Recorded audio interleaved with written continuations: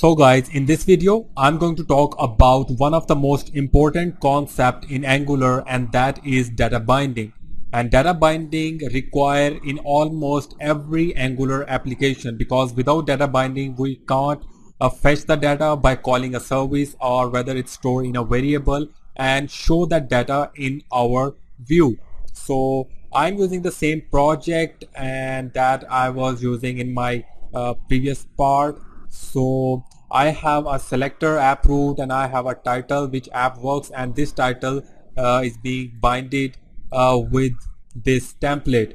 And you can see that we have set the template URL as a reference of our HTML file, and HTML file is app.component.html, and this template URL is set to this file, and whatever we will write inside this class can be binded and is bindable with this HTML, because this is what has been added in the template URL. So first of all, I want to let you know that if I have defined a variable called title and I have set a value, and that is a string right now, and inside this file I have binded the title, and the double curly braces means interpolation. Interpolation means that this is the Angular way of bind any variable data with the view, and it's gonna fetch out the data of this variable and show that data inside this element. Okay, and we can show multiple types of data, whether it's in JSON format, whether it's an array, whether it's an object, whether it's a reference to any external link. So let's say that I want to create an object, and inside the object we know that we have a key, and I'm going to create two keys. So this is an object. Now how to show this data in our view? So I'm just coming after this h1 element, and I'm going to show the data in my template, and inside the double curly braces I want to fetch out this object, and after that I want to print the name. Okay, so now I will write object dot the name of our key, and it's going to fetch out the value of this key. I'm going to save this file and save this file as well, and if I go to my Chrome, you can see that it has shown me AppWorks out of the title variable and object.name, and it has shown me the value of the name key of that object. What if I want to print out all the values of this object? And in our Angular, if I go back, and we can see that if we navigate to angular.io/docs, and you can see right here, this is the URL, and we are given with multiple attributes for the elements for using in our templates, and for iterating through all the values in our array, whether it's an object or array, we can use ngFor, and it's going to iterate through all the values, all the keys of an object, and show that in our template. Let's say that I want to create an array in my class, and that array, let's say array equals to ABC, DEF, GHI. So three values are enough. So I have defined an array. How can I print all the values of this array? One way to print all the values of this array is like I will define any element or without any element, and I will write array 0. And I'm going to copy and paste this thing 2 more times. I'm going to save this file and save this file as well. And if I go back, and you can see that ABCDEFGHI has been printed. Now let's say that I want to fetch the array or an object from a server, and by calling an API, and it's gonna give me an object, and I'm not sure that how many objects are coming from our server, how many elements are in an array. So it's not a good practice to manually define the index numbers of the array. Instead, we need to write for loop, actually not a for loop, but it's an attribute for the element provided by the Angular, and that iterates through all the elements of an object or an array without caring about how many elements exist inside it. So for printing the values of this array, I'm going to remove all this code and I'm going to define a UL element. And inside the UL element, I'm going to define li static ngFor equals to, and I will write let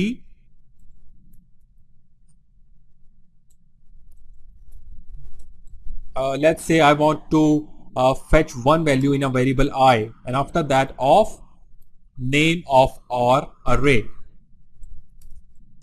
and after that I need to print out I.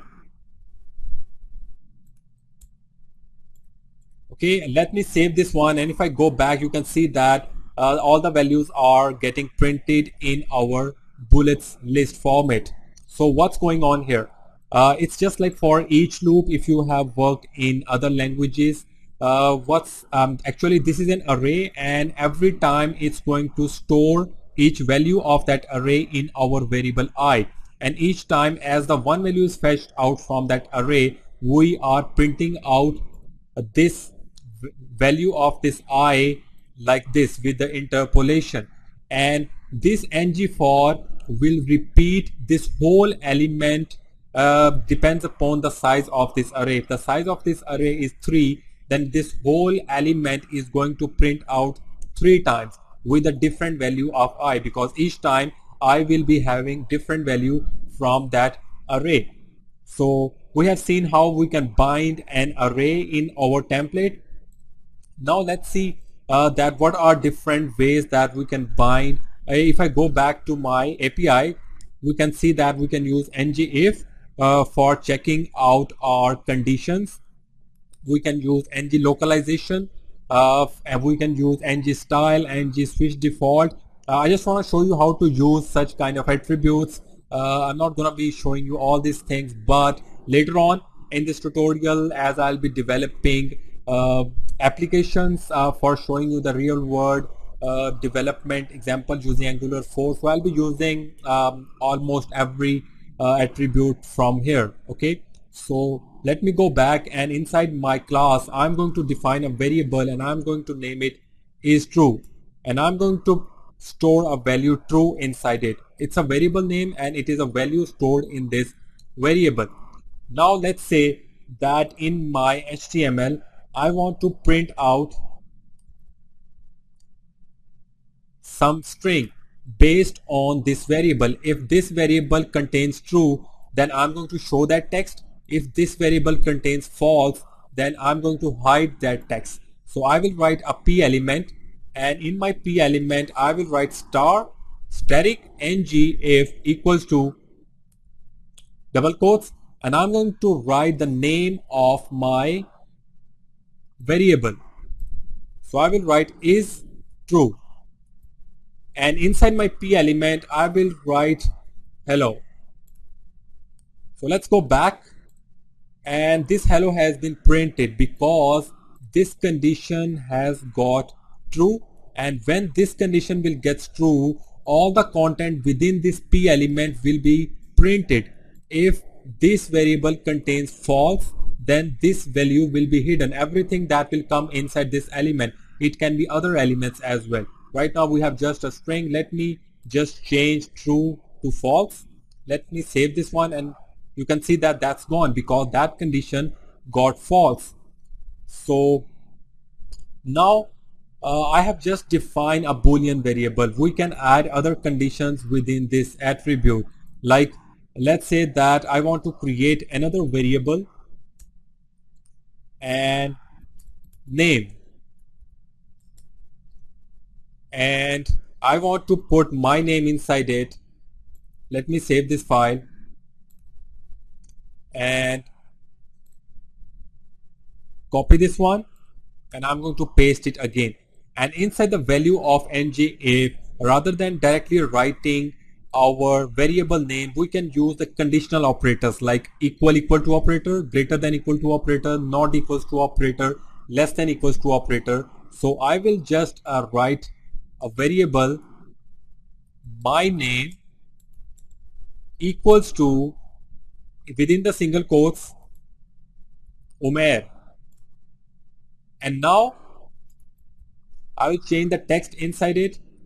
And now when this condition will get true, means that if this variable contains this value, then this will be printed. So let's save this one, and you can see that it has printed true because this value have gotten true. So if I remove any character from this string, and if I save this file, you can see that the value has gone because this condition has gotten false.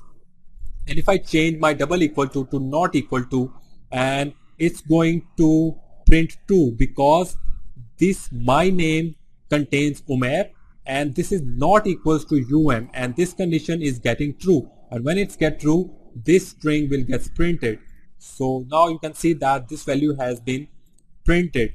And same as we can also write not before a variable if this is false, and this not will make it true, and when this whole condition will get true, this hello will be printed. And I'm going to save this file, and you can see that hello has been printed. So we can work around in any way. I have defined a condition. We can also write AND operator like this, and I have directly write boolean value. After that we can also define AND operator, we can define OR operator. So let me just save this. You can see that true has been printed because this is true, and false, and it's gone because if in AND condition both the conditions should be true.